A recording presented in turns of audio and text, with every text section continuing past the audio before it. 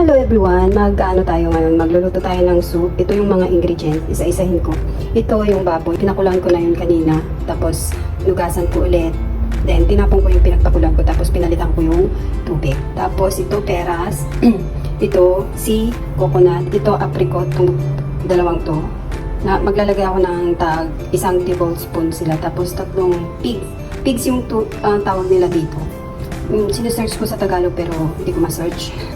Ito, corn. Tapos maglalagay ako ng konting garlic. Bali ito, pagsasama-samahin ko lahat para pakuluan siya ng 2 oras at kalahati. Then, nag-prepare ako ng panibagong tubig kasi kanina tinapon ko yung pinagpakuluan kong tubig kanina. Itong soup na gagawin ko ay maganda sa mga inuubo. Ito, tsaka maganda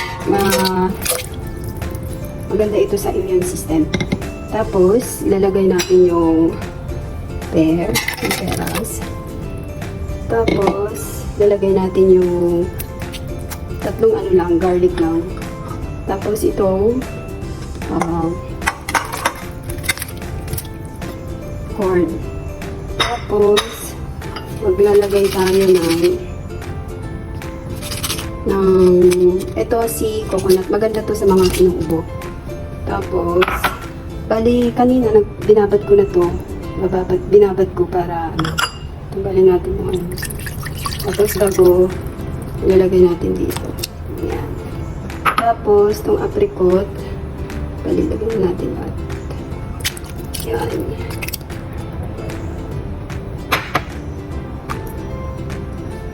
Then, ito, kahapon binili namin to. Tinanong ko kay Amo, pareho lang naman, bakit bumili pa siya ng 2 klase. Sabi niya, maganda daw yun sa ubo. Kahapon kasi, ang pabili ko lang ito, yung coconut kasi, aking na-research na maganda yun sa ubo. Kasi yung amo kong lalaki, matagal nang may ubo, tapos yung alaga ko ngayon may ubo.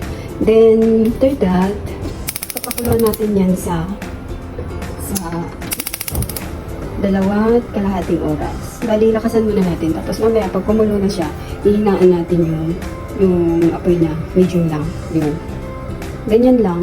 Ito, maganda yan. Ito, and wait lang natin ng 2.5 oras.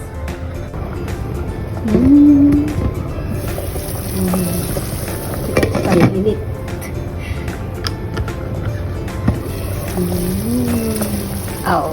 Ganito na siya. Ganyan, papakuluan lang siya ng 2.5 oras. Ganyan lang. Hinaan lang. Medium heat lang. Then, that's all.